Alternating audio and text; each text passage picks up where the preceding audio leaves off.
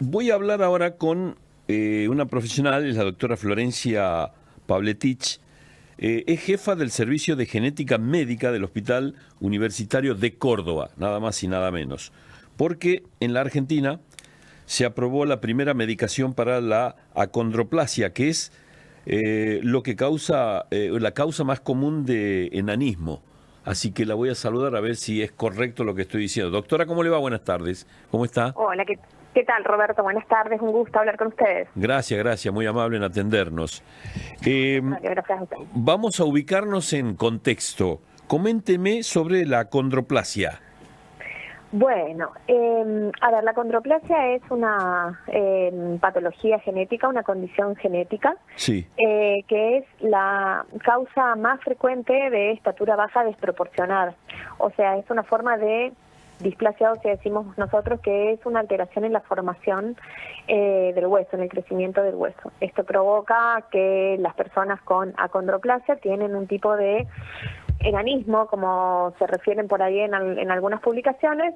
Es una causa de talla baja, decimos nosotros, para no ser peyorativos ni usar otros términos, desproporcionada porque lo que están afectados son los huesos largos del cuerpo, y esto hace que los miembros, sobre todo, sean los que están más afectados, y entonces los brazos son cortos, los miembros inferiores son cortos, ¿sí?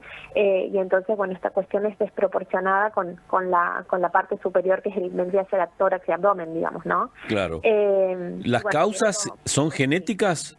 Las causas son genéticas. Uh-huh. Hay una alteración, una mutación, que es una de las más frecuentes, digamos, que lo que ocurre es un error de ortografía, vamos a decir, se escribe mal un gen que se llama FGFR3, y esto hace que funcione mal toda una cascada de señales que involucran el crecimiento óseo. Entonces, en este caso, digamos, este gen lo que hace es inhibir el crecimiento óseo, en esto de crece, no crece, en un equilibrio, digamos, que ocurre en el cuerpo humano habitualmente. Bueno, en este caso, como está afectada esta cascada por esta mutación génica, lo que ocurre es que está continuamente frenado el crecimiento óseo, y por eso los huesos largos son cortos, digamos. Claro, en ese error, porque es un error en la genética, ¿no es cierto? Exacto. Si se me permite el término, digo, no sé si es muy técnico, pero evidentemente es un error. Porque se ha dado caso que en una familia hay, digamos, distintos nacimientos, ¿no? Se da. Tal cual, porque si la mayoría de los casos, en realidad, son mutaciones que nosotros llamamos de novo. O sea, esto ocurre por primera vez en la familia. Pero sí, la persona que tiene acondroplasia, ese primer caso en la familia, cuando va a tener hijos, ¿sí? Tiene un riesgo de un 50% en cada embarazo, en cada gesta, digamos, de tener un hijo con acondroplasia, porque le puede dar el gen afectado o el gen sano, y entonces ahí es donde es un 50 y 50, digamos, de posibilidades. Claro. Entonces puedes tener hijos sanos, pero también puedes tener hijos con acondroplasia. ¿Ese error genético se repite más en varones y mujeres o indistintamente? Es indistinto. No hay una quizás en algunas estadísticas, según algunos países puede variar un poco, pero en realidad no hay algo marcado entre hombres y mujeres. O sea que no se puede prevenir previo al embarazo, ¿no? Tal cual, no se puede prevenir excepto que uno sea, o sea, que vos, yo, alguno de los dos tenga acondroplasia y quisiéramos tener hijos. Entonces, en ese caso uno dice, bueno, sí se podrían hacer estudios previo a un tratamiento de fertilidad, estudio a los embriones y seleccionar embriones que no tuvieran la alteración, ¿no? Pero bueno, eso es según la perspectiva de sí mismo que tiene cada persona con acondroplasia. Ahora, si yo no tengo, es imposible saber. Se suma a todo esto que el diagnóstico de sospecha suele ser hacia finales del segundo trimestre de embarazo, principios del tercero, donde se ve que hay un acortamiento de los huesos largos en comparación con el resto del cuerpo. ¿En una ecografía sale todo esto?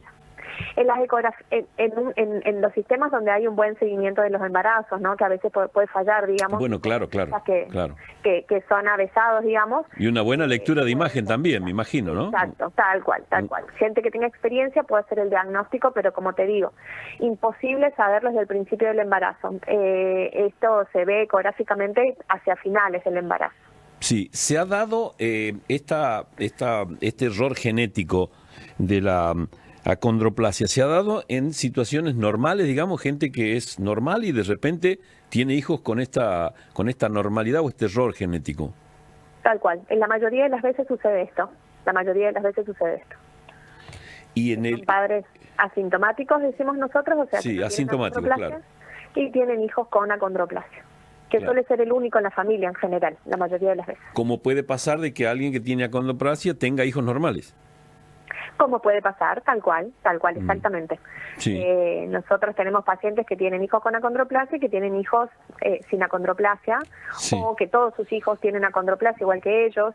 Eso es totalmente azaroso. Permítame autocorregirme. No se trata de normal o anormal, se trata de un error genético. Claro. Es que es un poco difícil por ahí, ¿no? Porque uno dice, sí, está bien, no tiene una función normal el gen en sí, pero bueno, si uno intenta en general en el consultorio no utilizar normal o anormal, porque ya no sabemos lo que es normal y anormal, y en realidad son personas como cualquiera de nosotros, digamos, que tienen, bueno, una afectación que les produce que la talla sea más baja, pero es como, nada, son niños a los cuales queremos un montón, padres a los cuales queremos Obviamente. un montón, súper unidos, así que en ese sentido sí.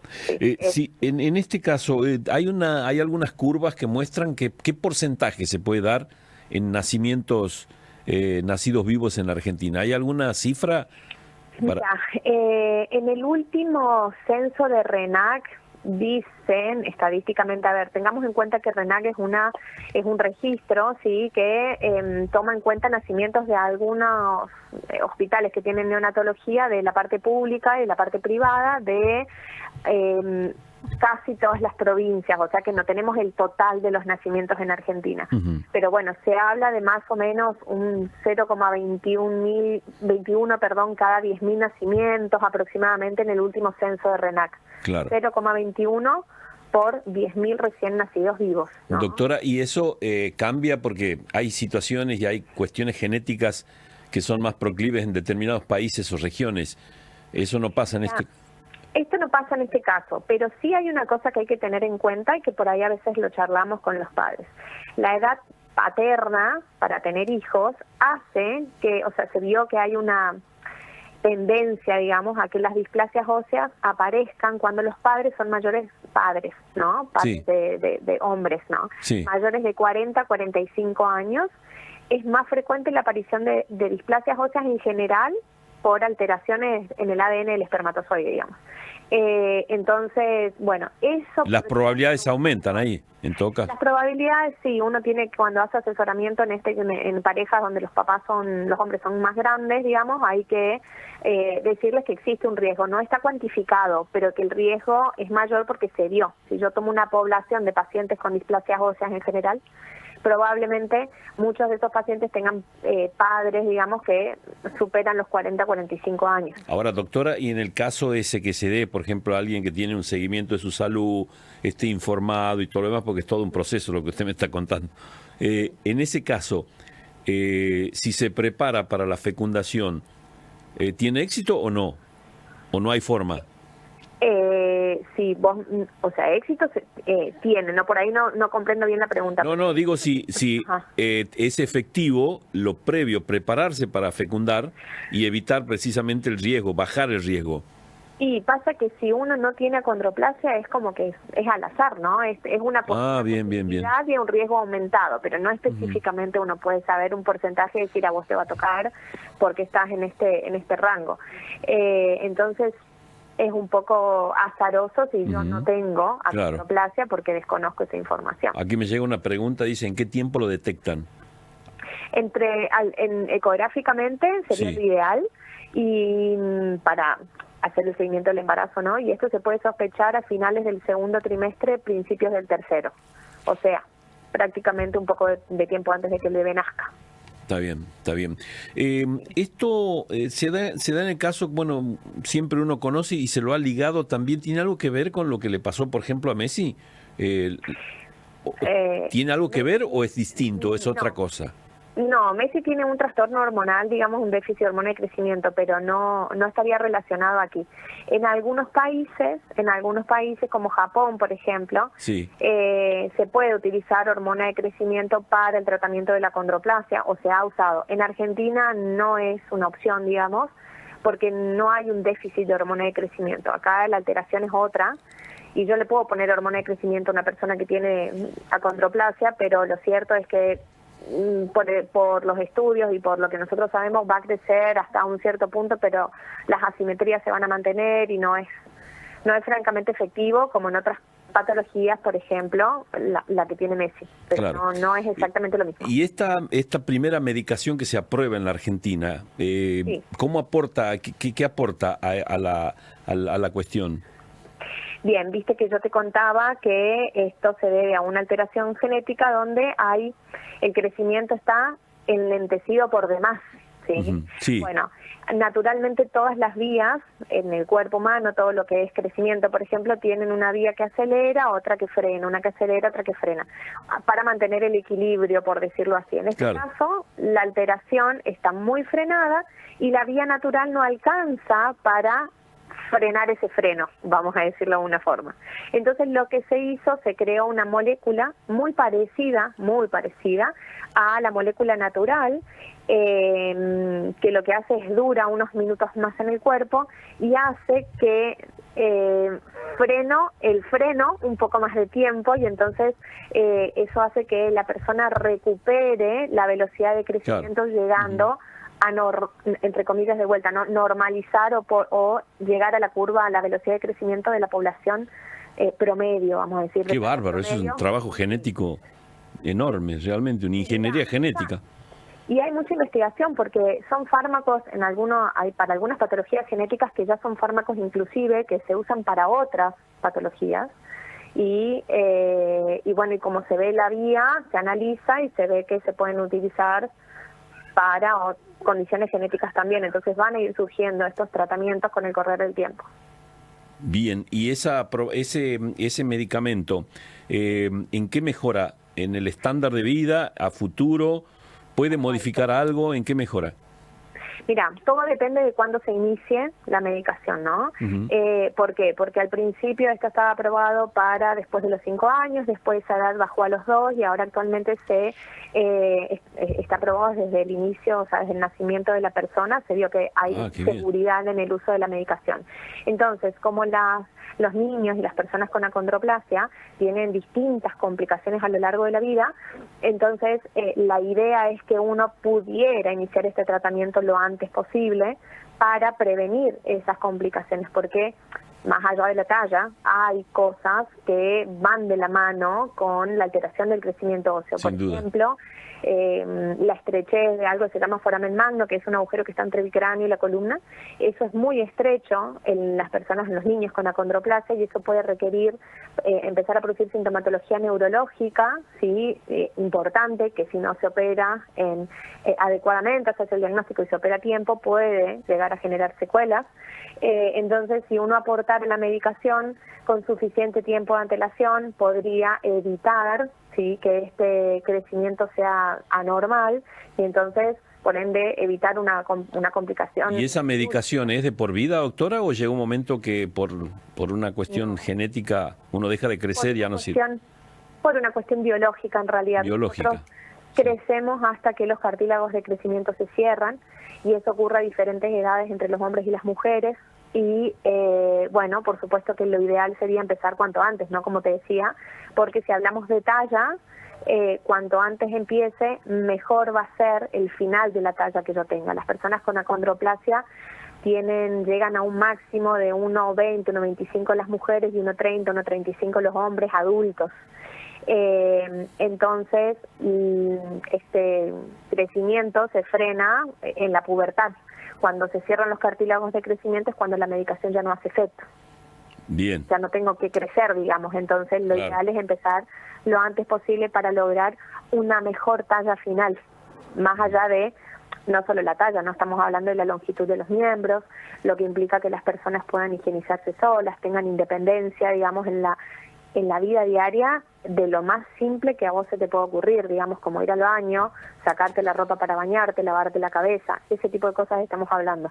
No es solamente una cuestión estética, es lo que por ahí intenta transmitir siempre que habla de este tipo de patologías y por ende de su tratamiento, ¿no? Sí, más que nada, sí, claro, por el estándar de vida a futuro también, tiene mucho que ver. Exacto. Claro, Sí. la última consulta, y no sé, y creo que a lo mejor el que está escuchando, a lo mejor se siente identificado o le impacta de cerca, ¿este medicamento es caro? ¿Es de un acceso común?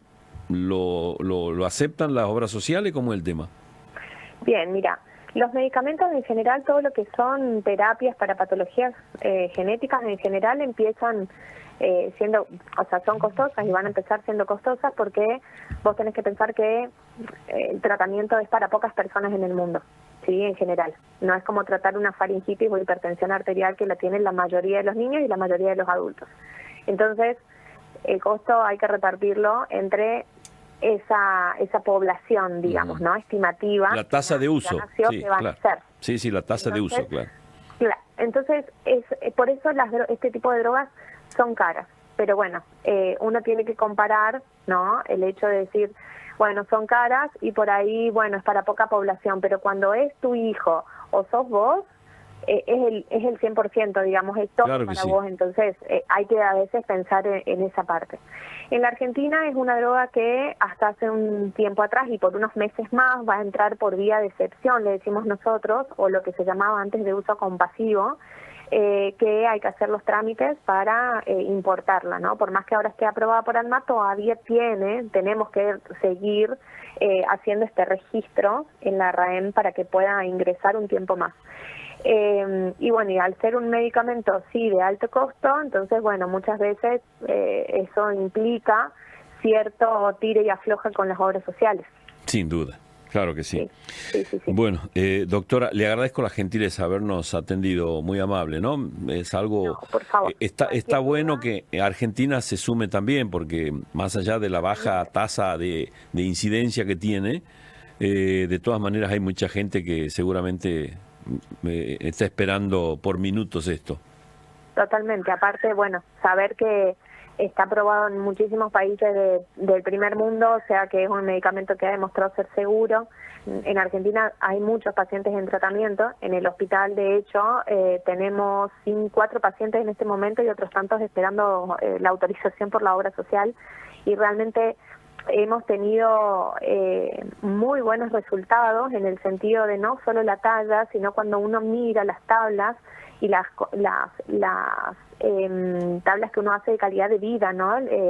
Que medimos, la funcionalidad y todas las... Sí, el seguimiento que le hacen, obviamente. En el seguimiento que hacemos, sí, vemos que hemos tenido muy buenos resultados, lo cual para nosotros es sumamente satisfactorio, ¿no? Porque, bueno, esperamos... Hay chicos, yo tengo por ejemplo una pacientita que empezó hace 1 mes y medio, ya va a ser, el diagnóstico lo tenemos desde la panza, o sea, la sospecha, entonces es como nos conocemos desde ahí, ver que ahora uno le puede ofrecer una mejor calidad de vida de lo que podíamos plantearle a los papás en su momento, es sumamente satisfactorio desde el punto de vista médico y acompañar a esas familias, la alegría que tienen ellos de poder ofrecerle un tratamiento a sus hijos, es increíble. La verdad que sí. En estos casos, ustedes como profesional, bueno, la escucho y me da la sensación que debe ser difícil no aislarse, ¿no? Y no meterse de lleno acompañar desde el nacimiento a una criatura buscando que se desarrolle normalmente, no sé si normalmente, pero con las posibilidades que puede tener cualquiera. Exacto. Uno siempre se pone en el lugar de la familia, yo creo que eso siempre hay que hacerlo en lo posible. Y bueno, tener estas posibilidades, en general la genética yo siempre digo que es bastante frustrante, ¿no? Porque uno tiene que dar un diagnóstico, quizás un pronóstico y no hay un tratamiento como en otras cuestiones médicas, y por ahí cuando surgen estos pocos casos de tratamiento que ojalá que a futuro sean muchos más, la verdad es que uno se siente muy comprometido con la familia y se siente lleno, digamos, de poder brindar una opción. Claro. Doctor, ha sido muy gentil en atendernos. Muchas gracias. No, por favor, gracias a ustedes y cualquier cosa siempre a disposición. Muy amable, gracias. La doctora Florencia Pavletich es jefa del Servicio de Genética Médica del Hospital de la Universidad de Córdoba, porque se aprobó en la Argentina la primera medicación para la acondroplasia, que es la que causa el enanismo.